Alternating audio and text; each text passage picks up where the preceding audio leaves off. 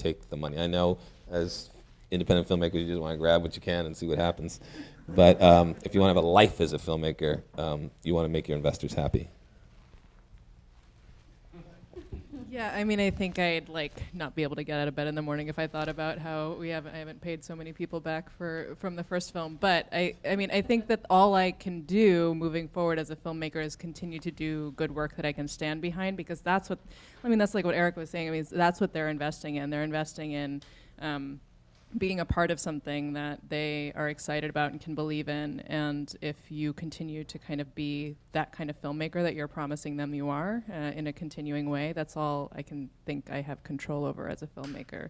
And with our Kickstarter campaign, we did continue to reach back out long after the film was made and stay in touch every time we were at a festival and communicate the excitement and let them know that this was a film that was out there, even though because we did do a round of private equity fundraising after we made the film, because we needed to finish it and we needed more money for post. So we did have some private investors with the film, and we always reached out both to our Kickstarter donors and to our investors to let them know every festival we went to, every time somebody said something about the film, about how it spoke to them and how they felt like they saw themselves on screen in a way they'd never seen before, and every time that the film had impact, we made sure to let the people that supported the film know that it had that impact, so they knew that they were investing their money, literally they're putting their dollars into something that was worthwhile, and then we took that seriously.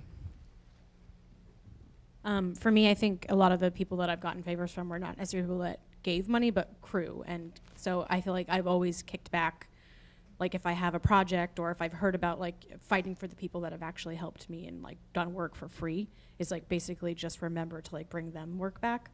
And then the other thing about the Kickstarter thing is I have a weird thing with crowdfunding. I feel like everybody has one, so mine's still in my back pocket. And because I've actually turned on projects that are oh, if you do this movie, you have to be part of the crowd. And I was nope, I got to save my card. So I think that's also I'm waiting for the time where I really want to use it and ask people for stuff. I want to say something quickly. Communicate. The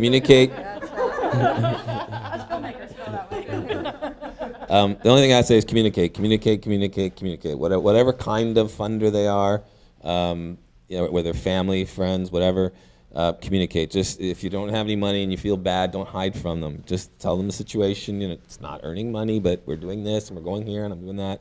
Or if it's just sitting on the shelf and nobody cares, still you have to communicate and let them know bring them into the journey of the film. Let them know that you're doing all you can, and and first of all, don't take money from people who can't afford to lose it.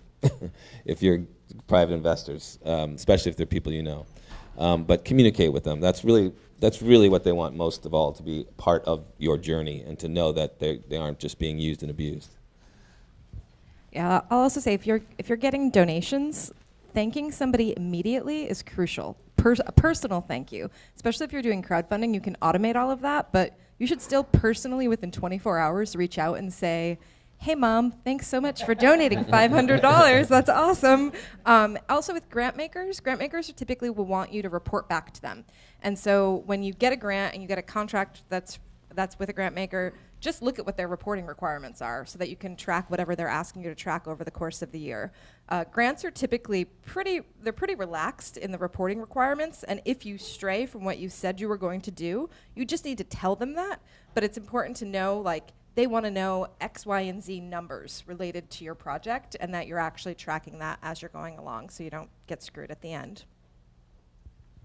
I think I mentioned it in the beginning, but really setting yourself up as filmmakers as business people, and what does that mean? So yeah, of course, it's we're all sort of desperate to make that next movie, and so it's somebody gave us a check, let's go. But do you want to make another one? And do you want to make the next one after that? And so really setting yourself up so that that's something that you can do. So it's being really respectful of anyone who has given time, given money, given advice, anything like that.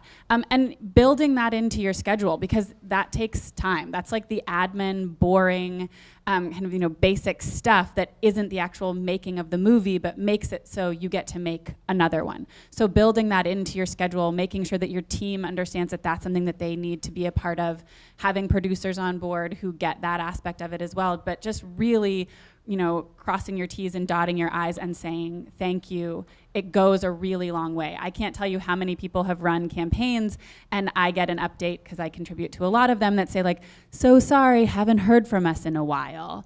And if you've done all of this work to build this group around you, they will go away if you don't continue to talk to them. And if you plan on running a crowdfunding campaign ever,